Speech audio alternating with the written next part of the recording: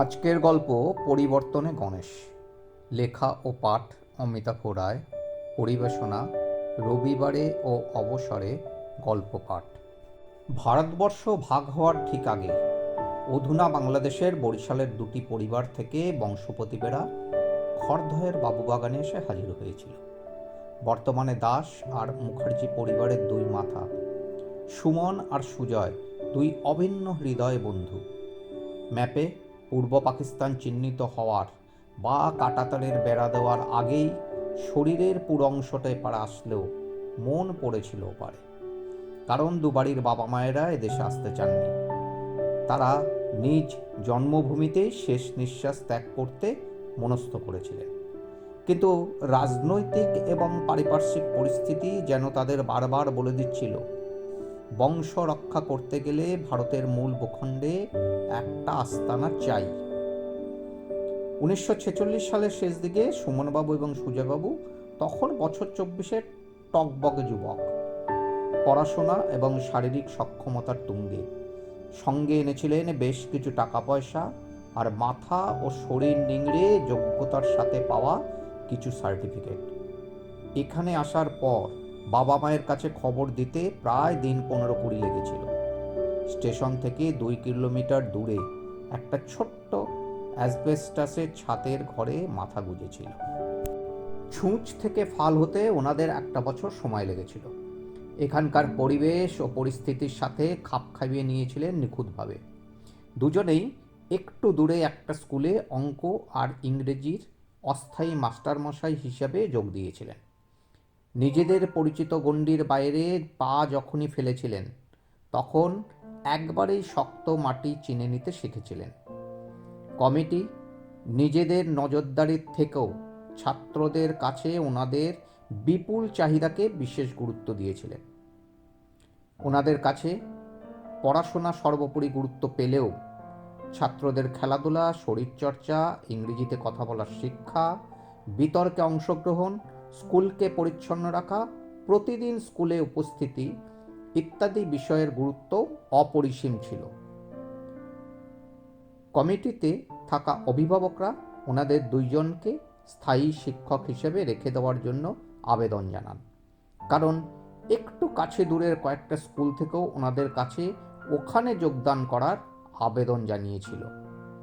অবশেষে 6 মাসের পরিবর্তে 4 মাসেই ওই স্কুল স্থায়ী শিক্ষক হিসাবে থেকে গেলেন।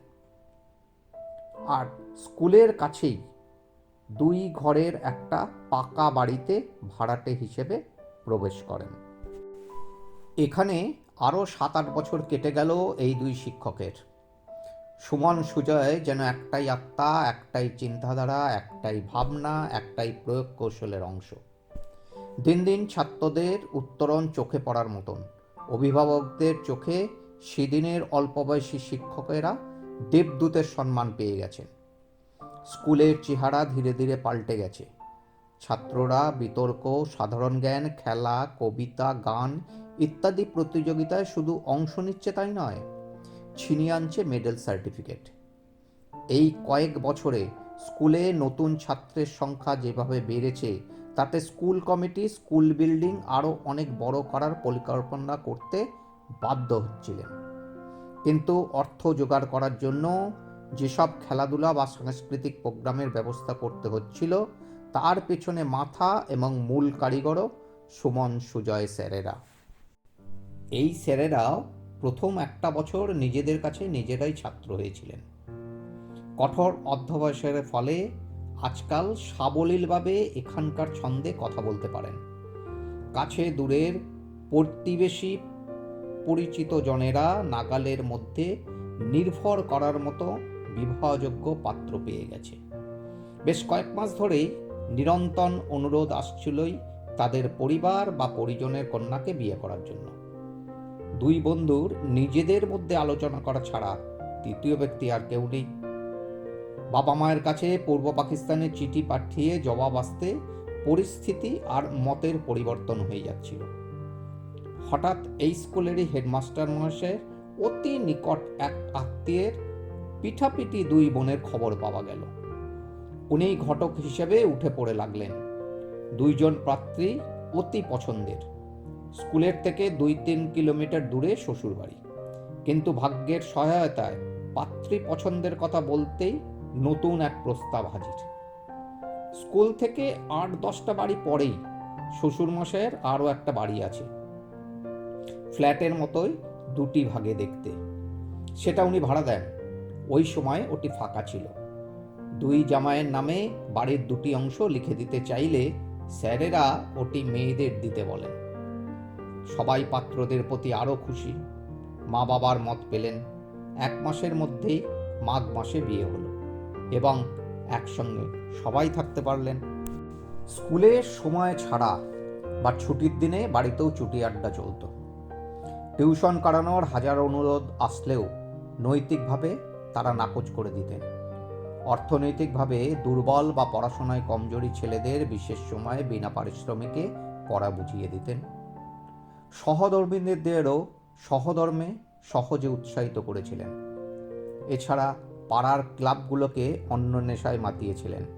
তারা এখন সারা বছর ধরে খেলাধুলার সাথে নির্দিষ্ট সময়ে পিকনিক, বিতর্ক প্রতিযোগিতা, রক্তদান কর্মসূচি, দুস্থদের সাহায্য, পাড়ায় একটাই পুজো আর ক্লাব ঘরের একাংশে প্রতি সপ্তাহে 2 বার দাতব্য চিকিৎসালয় পরিচালনা করে।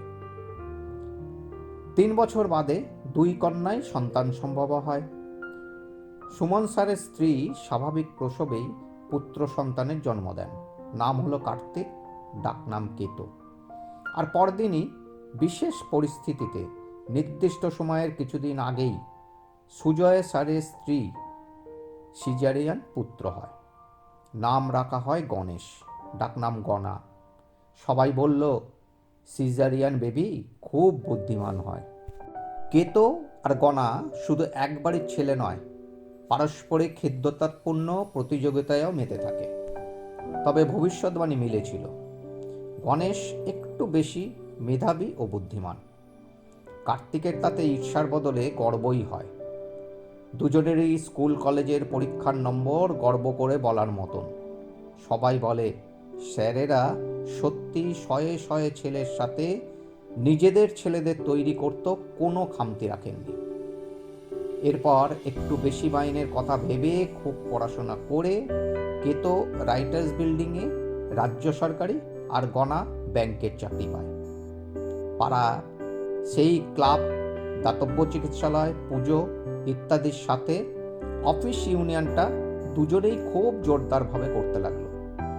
সাদাকে সাদা বা কালোকে কালো বলতে গিয়ে কিছু শত্রুও তৈরি হয়ে গিয়েছিল। সরাসরি রাজনৈতিক দলের ঝান্ডা না ধরলেও চাকরিস্থলে বা তৎসংক্রান্ত জটিলতায় ঝান্ডা এবং মাইক ধরতেই হয়। গণেশ যখন দীপ্ত কণ্ঠে ভাষণ দেয় তখন অফিস ফেরত কার্তিকও সেই কথাগুলো শুনে একসাথেই বাড়ি ফেরে। সেদিনগুলোতে ফিরতে দেরি হলেও একসাথে ফিরে বাড়িতে একটা অজুহাত দিয়ে দিত। তাতে বাড়ি কেউ ঘুণাক্ষরেও সন্দেহ করতে পারত না। চাকরি জীবনে কার্তিক মহাকরণে থাকলেও গণেশকে নির্দিষ্ট সময় পর বিভিন্ন অফিসে বদলি হতে হয়েছে। 2001-2 সালের কথা। তখন গনা কলকাতায় বিবিধবাগ অঞ্চলের একটা অফিসে আবার কর্মরত। 2 ভাইয়ের বিয়ে হয়ে গিয়েছে। এমনকি কেতোর মেয়ে এবং গনার ছেলেও বেশ বড় হয়ে গেছে। ওরা আবার পুরনো রুটিনে টি-বোর্ডের মোড় থেকে অটোরিকশা ধরে শিয়ালদা এসে 6:32 ব্যারাকপুর বা 6:45 শান্তিপুর লোকাল ধরে। অটোতে 4 জন উঠবে, এটাই বাধা ধরা নিয়ম। একদিন কিছুটা যাওয়ার পর সুযোগ পেয়ে অটোওয়ালা আরেকজনকে নেওয়ার জন্য গাড়ি দাঁড়ি করিয়ে রাখছিল। গণেশ অনেক অনুরোধ করছিল, চলো ভাই, ট্রেনটা মিস করলে খুব বিপদে পড়ব। তুমি তো 4 জনের বেশি নিতে পারবেও না। কার্তিক বলল, চল নেমে পড়ি, পরের অটোটা ধরি।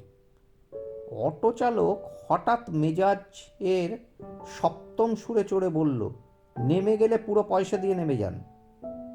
গণেশ এবার সাদা পোশাকের সার্জেন্টকে ডাকতে গেলে গাড়ির চালক গাড়ি চালালো। কিন্তু সারাটা রাস্তা মুখের কথার খই ফোটাতে ফোটাতে চলল। স্ট্যান্ডে নামবেন তো? আর সেক্রেটারি ওখানে আছে, জামা প্যান্ট খুলে নেবে। স্ট্যান্ডে সবাই নামতেই ওখানকার এক নেতা দৌড়ে এসে গনাকে বলল, স্যার, আপনার জন্যই অপেক্ষা করছিলাম। কালকেই তো আমাদের সেক্রেটারি মইদুলের অপারেশন, দাঁড়ান, ওকে ডাকছি। মইদুল আসলে তার হাতে 5টা কার্ড রক্তের জন্য দিল আর বলল, এতেও না হলে আমাকে ফোন করো, আমি নিজেই যাব। আর এই 500 টাকা রাখো, দরকারে কাজে লাগিও। মইদুল পায়ে পড়তে গেলে বুকে জড়িয়ে ধরল।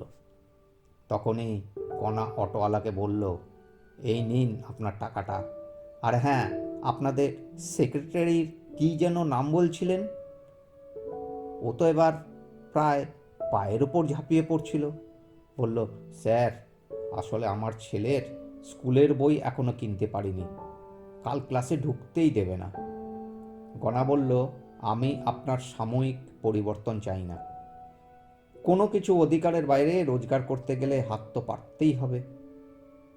নেত্রজাতিদের অসুবিধাগুলোও জানুন, বুঝুন। আর এই 400 টাকা রাখুন, আরও দরকার হলে কালকে বলবেন। এবার মইদুল আর অটো চালক দুজনেই গনাকে জড়িয়ে ধরল। দুটো ট্রেনই চলে গেছে। গনার জামাটা অবিন্যস্ত হয়ে গেল। কেতকে সবার সাথে পরিচয় করিয়ে দিল। এবার স্ট্যান্ডের সব চালকের সাথে চা বিস্কুট খাওয়া চলল। পরিবর্তনের আবহাওয়ায় কেতো গর্বের সাথে চা টার দামটা মেটালো।